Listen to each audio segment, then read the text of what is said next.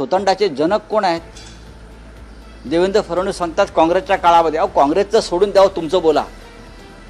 काय झालं की काँग्रेसच्या काळात तुमच्या स्वप्नात सुद्धा तुमच्या छातीवर काँग्रेस बसलेली आहे आणि आम्ही बसलेलो आहोत. काय विचारा काँग्रेसच्या काळात, नेहरूंच्या काळात, काय नेहरूंच्या काळात, काय काँग्रेसच्या काळामध्ये तुम्ही महाराष्ट्राला काय नपुसंक बनवताय का? छत्रपती शिवाजी महाराज युद्धावर गेले, ते काय वरण भात तूप खाऊन त्यांचे मावळे लढत होते का?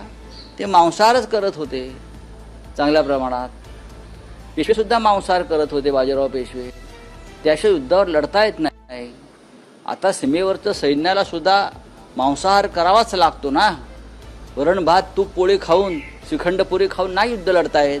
तुम्ही महाराष्ट्राला नपुसंक करताय, नामर्द करताय. देवेंद्र फडणवीस हे फतवे मागे घ्या.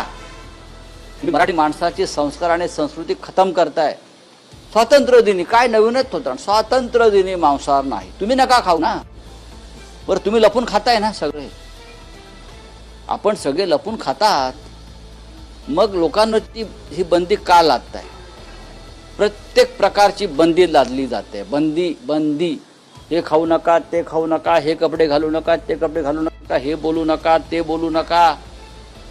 हा देश आहे की बंदीशाळा आहे? हा महाराष्ट्र आहे की बंदीशाळा? हे बंदिराष्ट्र झालेलं आहे. या विरोधात सर्व मराठी माणसांना एकत्र येऊन आवाज उठवावा लागेल.